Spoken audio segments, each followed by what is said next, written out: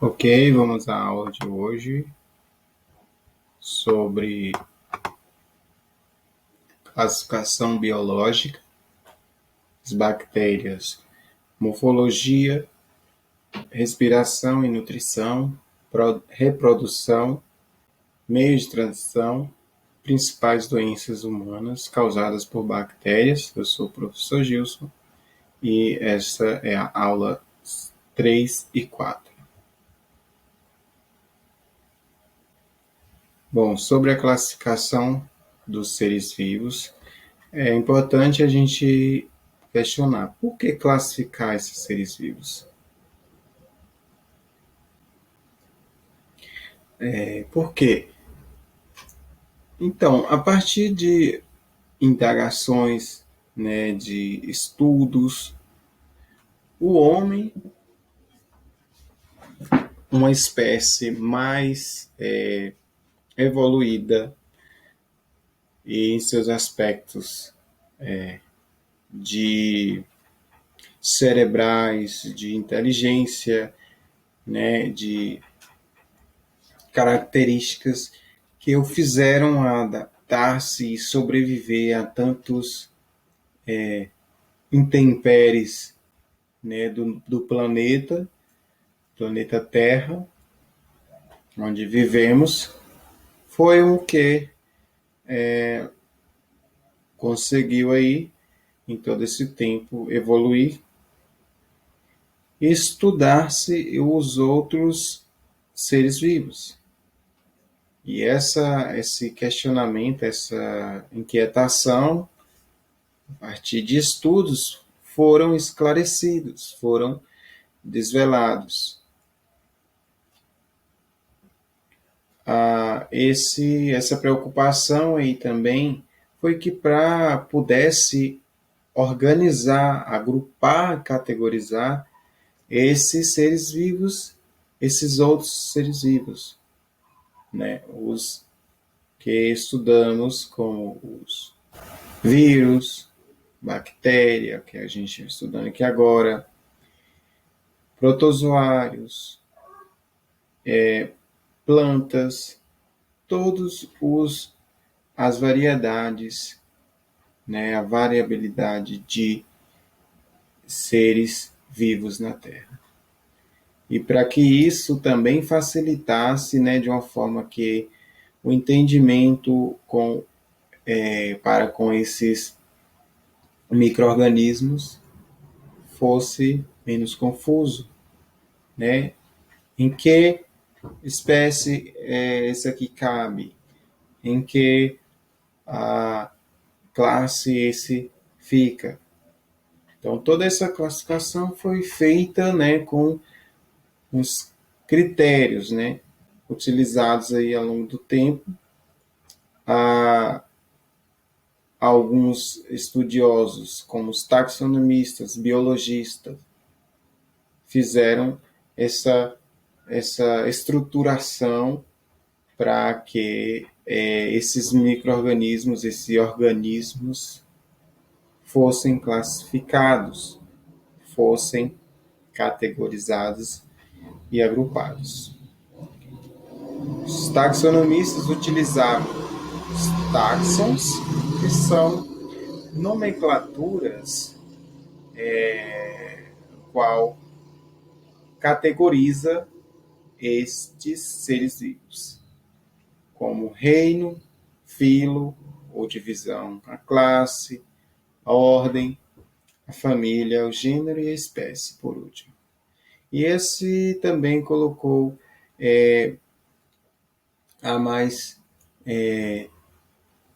desviando ainda, desvelando ainda o gênero e a espécie com a nomenclatura científica, como por exemplo a Escherichia coli, Escherichia coli.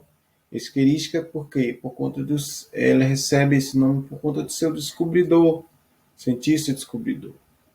E o coli porque é onde ele se localiza, essa bactéria se localiza no cólon, né, que fica na região sacral, na região abdominal, desculpa. A organização celular também é uma estruturação, é um, é um termo que utiliza para estruturar aí as bactérias, né? Ou os demais organismos. Então, essa é uma regrinha, vamos dizer assim. As aparências, as características, o hábitat onde vive, né? Pode influenciar na sua designação. Características físicas, né, estruturais. As bactérias, quanto à sua morfologia, a gente tem que entender que as bactérias são seres, é uma célula procarionte porque que não tem carioteca, ela é uma carioteca primitiva, vamos dizer assim, ela na verdade é uma membrana essa carioteca é uma membrana que envolve o núcleo, então eles possuem aí o material genético fica disperso ali, como podemos ver na figura 3, uma parte ali, um corte ali transversal, né? E logo adentro vocês veem um emaranhado de parecendo as fitinhas, né? E essas fitinhas são o que? É o DNA, é o nucleoide. Essa membrana plasmática que envolve, né, que protege ali.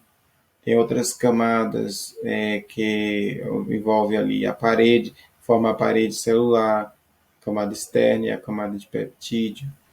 E essa estrutura aí é de um bastãozinho, de um bastão, né? A gente vai ver na frente, que é o bacilo. A organização dela, tá vendo, podemos, como eu disse, ela é simples, né? Tá vendo toda essa organização aqui é simples. Ela é unicelular, por ser unicelular também. E esse tamanho, né, influencia aí no crescimento dessa bactéria, desse micro-organismo. Essa estrutura da célula, tá vendo? Acabei de explicar a membrana, que é a capa que envolve a célula, citoplasma, região que fica entre a membrana e o núcleo. O núcleo é a estrutura que controla aí essas atividades celulares, que faz com que essa bactéria sobreviva. As classificações das bactérias quanto às morfologias, entendemos aqui também que elas são classificadas em relação às estruturas, né? Formato, morfologia, morfoformato. Os cocos aí, são bactérias esféricas, representam estruturas esféricas e podem ser classificadas aí em relação aos seus arranjos. É um Diplococos, que é um agrupamento de 2, diplo 2. Tétrades, um agrupamento de 4, né? 4 cocos. Sarcina, agrupamentos de 8, já aumenta essa estrutura. O Streptococcus já é um agrupamento em cadeia. E Staphylococcus é um grupo de arranjo semelhante a um cacho de uva, que são vários, né, vários cocos. Staphylos coccus. Os bacilos são outro tipo de bactéria, outro formato de bactéria que apresenta a estrutura em formato de bastão, que pode ser encontrados organizadas em diplobacilos,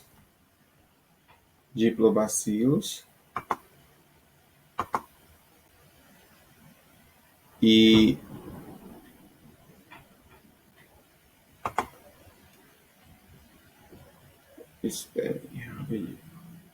diplobacilos são agrupados em pares, agrupamento em pares, diplo 2, retornando mesmo de diplococos, só que são bacilos, são bastões, são 2 bastões, na figura 5, dá para ver aí.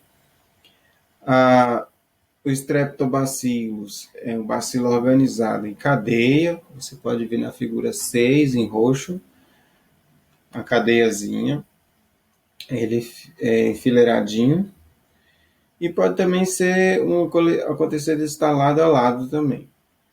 Os cocos bacilos são assemelhantes. A semelhança é uma forma de transição entre o cocos e bacilos, que caracterizam-se por serem os bacilos curtos. Pode ver na figura 7, tem aí, ele tem uma forma arredondada, porém um alongamento curto e a forma arredondada. A forma arredondada representa o coco. E o alongamento dela é o bacilo, por ser parecendo um mini bastão, um bastão curto. As espiraladas apresentam sua célula em espiral e ocorrem, em sua grande maioria, de forma isolada. Podemos observar aqui que elas podem ser divididas em espirilos, quando possuem um corpo mais rígido e a presença de flagelo.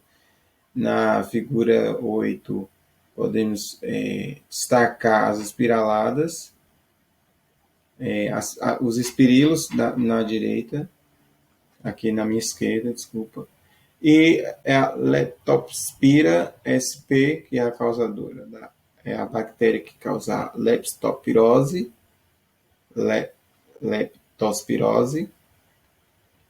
e a espiroqueta, que são mais flexíveis e locomovem por contrações citoplasmáticas. Isso aí é uma funcionalidade do citoplasma, que ela consegue se locomover. A bactéria em relação às piroquetas é a Triponema pallidum, que é a causadora da doença, da infecção sexualmente transmissível, aí IST, sífilis. O vibrião assemelha-se, é uma bactéria em formato de uma vírgula, e às vezes espirilos muito curtos, parecendo espirilos, né? A figura 9 podemos ver aí que ela é tem uma estrutura com flagelo, com a cauda, e logo no alongamento aí, né?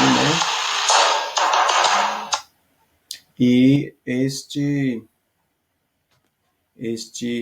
ser vivo aqui, ele tem o formato de uma vírgula na ponta. Quanto à respiração, vamos ver aqui.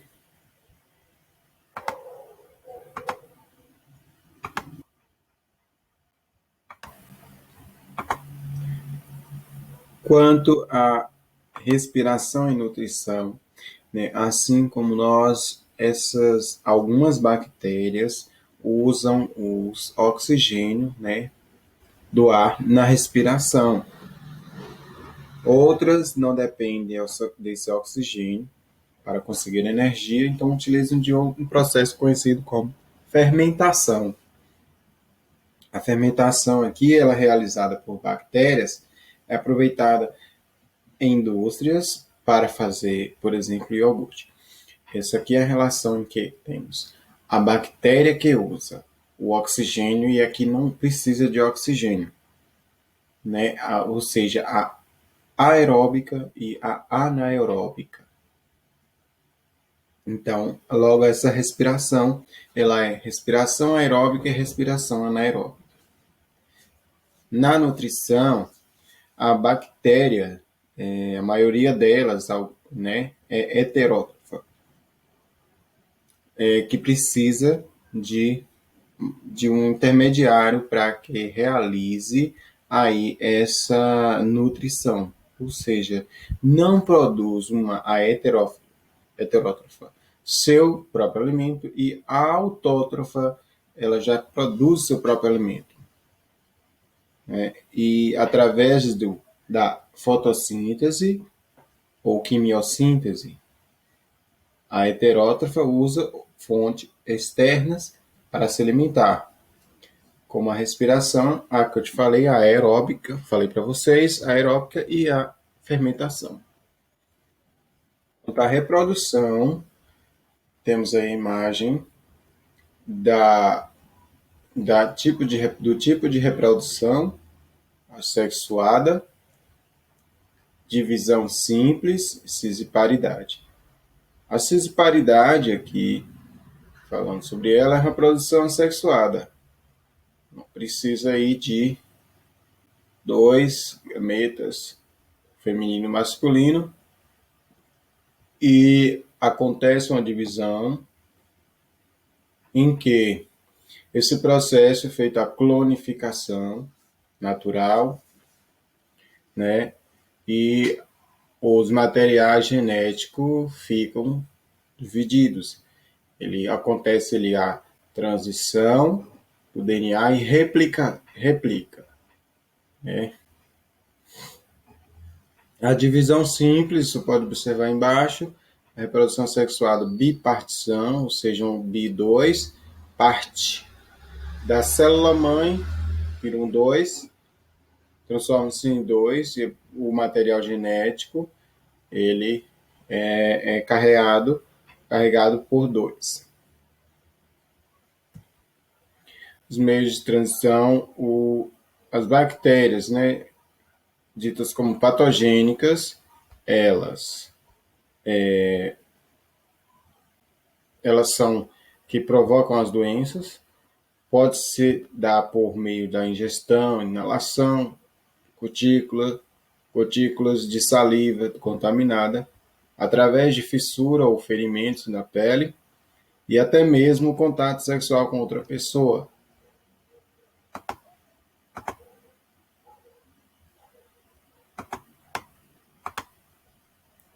Sobre ainda a transmissão, temos a transmissão direta, que é por contato, né, gotículas de água, de saliva, e a indireta pelo ar, por veículos, né, que carregam esse tipo de essa bactéria, e ou vetor, que pode ser um outro micro-organismo, né? Enfim. As principais doenças humanas causadas por bactérias.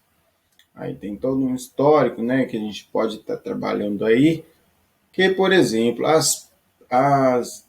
doenças antigas, vamos dizer, eram chamadas de pestes. As pestes aí, na época, né, vamos dizer assim, do século XV, né, ou até mesmo no período antes de Cristo, eram tidos como pestes, pragas, maldições, né? E essas bactérias, cujas quais já foram combatidas, já foram se inventou vacinas, né? Produziu essas vacinas e hoje já não são prejudiciais, vamos dizer, por conta da vacina, né? A gente está imunizado, mas tem aí a peste bubônica, tuberculose, lepra, hanseníase, difteria, coqueluche, tétano, tracoma, disenterias bacterianas, gonorreia ou blenorragia, meningite meningocócica, sífilis, doenças de infecções infecções sexualmente transmissíveis, e entre outras.